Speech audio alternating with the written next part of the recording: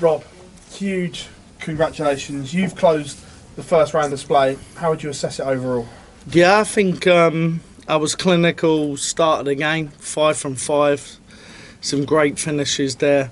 I enjoyed the game, you know. What I would say, a sort of practice room tonight, you know, you tell yourself the right things. I worked my socks off to get here.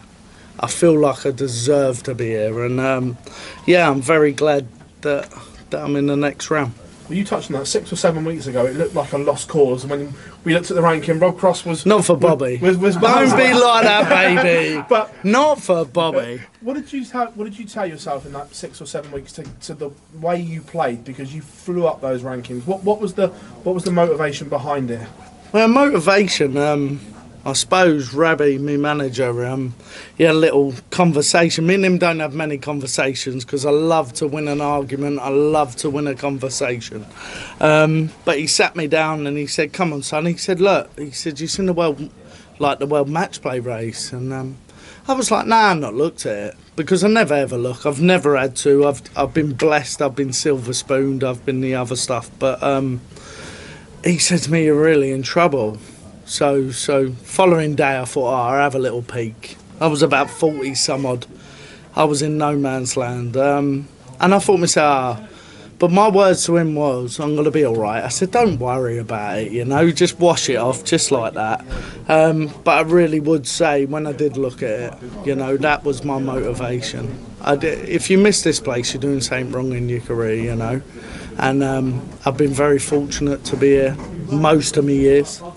I think all my years, actually, since I've been professional. I love this place, and to miss it, actually, it was probably heartbreaking. I'll maybe give up, you know, I'm not too sure, but at the same time, that conversation really gave me a kick up the backside, pushed me into where I need to do, and look, I suppose I look at darts now. I'm single now, so that's all I've really got in the world now is darts. I can just concentrate on that. You touched on, obviously, like you said, you've been blessed the way you've been in all these big major tournaments. Was that a real shock to the system and a wake-up call then when you looked at the ranking?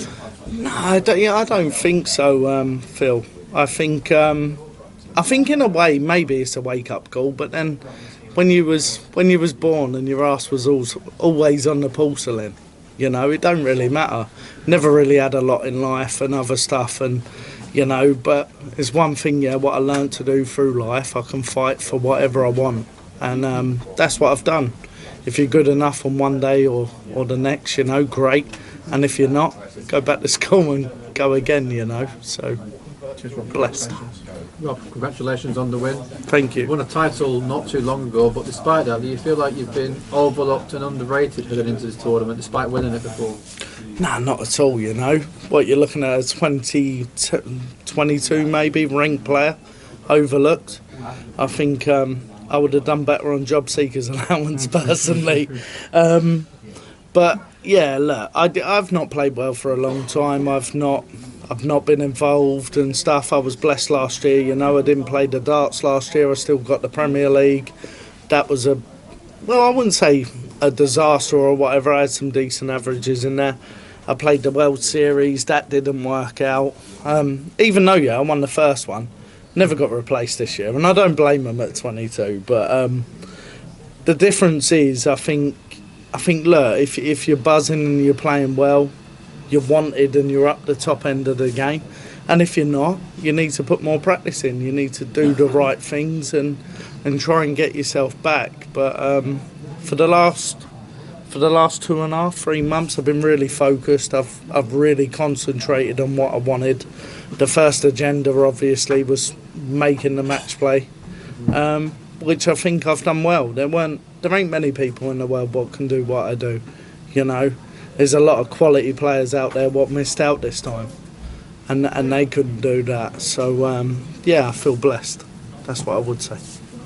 You mentioned that motivation there, the focus. You've been working hard. How difficult do you think it will be to keep that motivation now, not just for this tournament, but for the rest of the year, and get back into that top 16? I'll be back in the top 10 by the end of the year.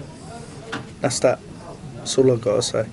Thank you. And is it good then to have that mentality and to have that that belief that no matter what happens, that you know you've got the quality within you still. Yeah, but the problem is Bobby's a psychopath, and that's why he's never dealt with a game.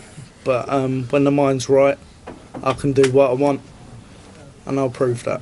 And just finally, as always, when we head into a major tournament, most of the talk is Luke Littler, Luke Humphries.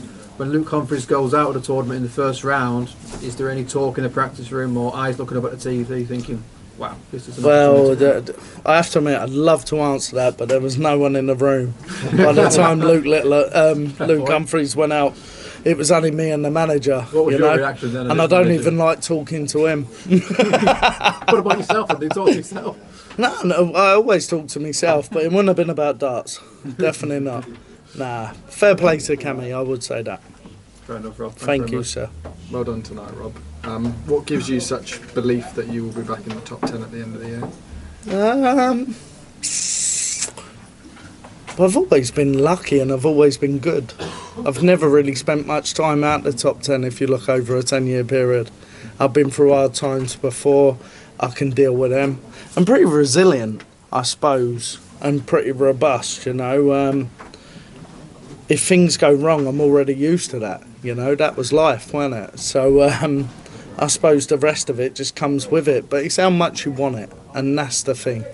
You know, I get my head down now, I work hard, I put my right foot forward when I come in to the back end of the year and not overlooking this. I want to win this again, you know. So I think it's a want thing with me. And when mentally I'm not right, I can't win a raffle, I can't beat Mickey Mouse. I've probably said that before. So no, I'm good at the minute. I'm enjoying darts and I want to be here. So yeah, why waste it, eh? Good time. In a year's time, I probably won't want to play. A good time of the year, I guess, to have that motivation and that desire with this tournament and everything that comes up towards the end of the year.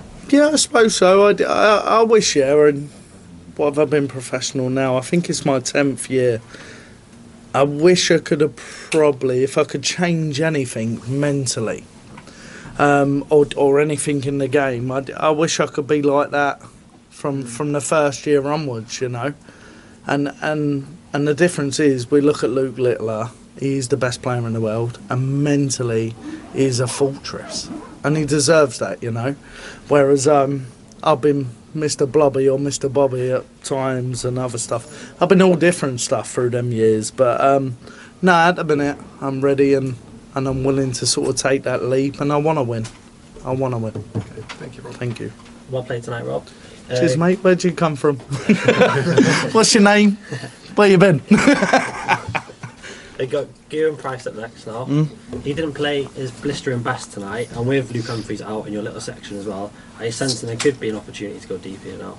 I don't think it's about the opportunity, you know, one game at a time. Me and Gezi had a bit of banter tonight before he walked out. I told him he was lucky. He said, oh, I'll get lucky on Wednesday and all.